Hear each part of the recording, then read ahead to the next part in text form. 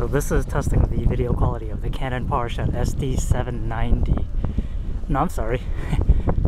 The Canon PowerShot s90. This is the latest advanced compact point and shoot from Canon. Uses the 10 megapixel sensor. It's kind of nice of Canon to not give into current market trends by jamming a high megapixel sensor in here. Actually, this sensor is made by Sony. I believe it's the Exmor backlit sensor they're using. Supposedly gives better low light performance, and it does for the most part. I mean, it's not, compared to a digital SLR, it's not the greatest, but for most compact point and shoots, it's actually pretty impressive. So today I don't have it actually mounted on the helmet. I'm hand holding it, riding one hand. It's probably not the safest thing to do, but I think I'll be alright. Anyway, so a couple things I like about this camera. It's relatively compact. It's not as small as the digital Elph series, such as my SD780 IS, but it's not as large as my Panasonic GF1, which is an awesome camera, but I had to return it because I just couldn't justify the $899 price tag. Because when you're actually going to that range, you're going into the digital SLR territory, and you can get a decent DSLR for that price. In fact, the Nikon D90 comes to mind.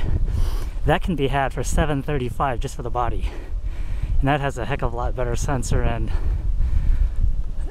controls than the GF1. Although the Micro Four Thirds GF1, that's kind of an emerging technology now.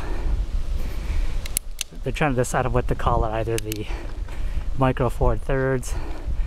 Basically what I call it is the compact interchangeable advanced point and shoot. I know it's a mouthful to say, but yeah, just basically it's the advanced point and shoot. And they're pretty nice. I mean, if you don't want a DSLR and you want, near DSLR quality, definitely check out the Micro Four Thirds cameras. The Panasonic GF1 being one of the better ones out there. It's got excellent dynamic range and low noise performance. I was actually very impressed with that. Nice thing about not having this camera on a helmet mount or mounted to me, or strapped to my backpack, I can swivel it around as much as I want. So here you have the spring foliage. We had an early spring this year, which I'm not complaining. It's actually really nice. But yeah, going back to the Canon, I mean, there's tons and tons of reviews.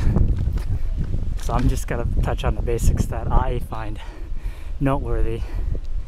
And the main thing is the control click dial that they have in the front of the camera. It's kind of cool, especially when you set up the aperture priority.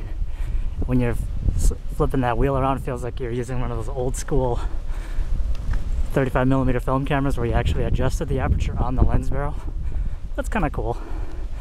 The thing I don't really like about it is the rear function ring. It's a really tiny one. It moves too easily, and your settings could easily be bumped. So yeah, I'm not a big fan of that.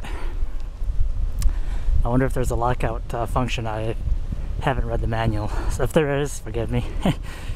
And the 10 megapixel sensor, I tried it up to ISO 400. It's nicer than most compacts, but yeah, it's definitely, you can still see noise. It didn't blow my socks, didn't blow my socks off. Like I said, if you're coming from a digital SLR, this lake here.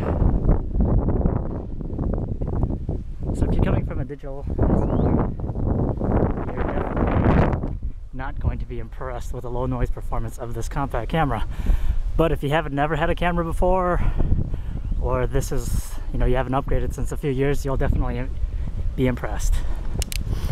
One of the biggest gripes I hear, and I agree, is the fact that they didn't put HD 720 video capability. This only goes standard definition, which is 640 by 40, which you're seeing right now.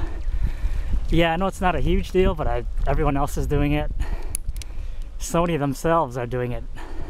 In fact, they have 1080 on one of their pocket cameras. I believe it's the TX7, which also uses, I believe, an XMOR sensor. That's the other thing I want to touch upon is the camera manufacturer. They all use, I shouldn't say all, but a lot of them use Sony sensors, especially in the compact point and shoots. What differentiates one camera manufacturer from the other is just the way that they incorporate that sensor into their camera body. Other than that, it's not too bad in terms of the overall performance. The battery is about the same size as the SD780IS, and the memory card is also in the same door as the battery compartment, so it's pretty standardized in that sense. Yeah, I mean, it's pretty nice. It does have full manual override, which I do like, and it shoots RAW. And why you want to look for a camera with RAW is the fact that it gives you more headroom. It gives you headroom, I mean, if you overexpose the highlights, you can actually pull some of the detail back. So a RAW file is going to be, 2 to 3, even 4 times larger than your standard JPEG, but there isn't any in-camera processing going on, whereas most JPEGs do. So if you can find a camera with manual override and RAW shooting, go ahead and go for it. You can usually use the included bundled software to convert RAW images, or you can also, I just use Photoshop CS4's bridge, and that seems to be pretty fine. It'll open it and convert it.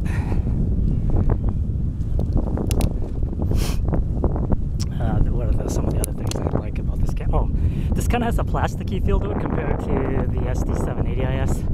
Now, Canon just announced a new digital Elph that does 720 video and I believe stereo microphone, but it's in a digital Elph series. I think it's the SD, I want to say 4000 or 6000, but it does not shoot RAW according to the specs.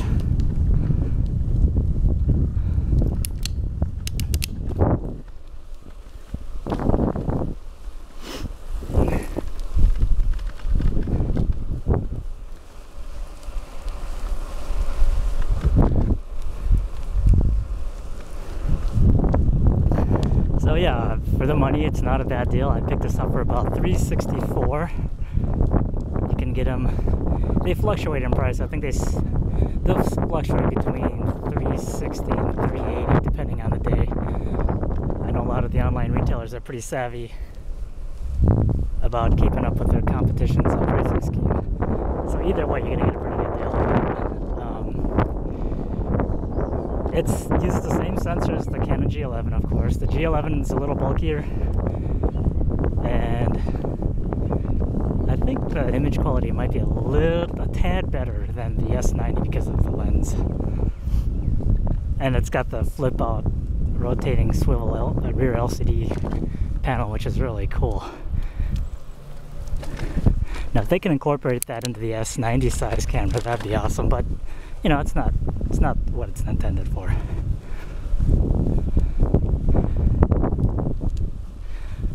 I'll post some sample videos and photos taken at other times with the camera as well to give you an idea of what and how this functions.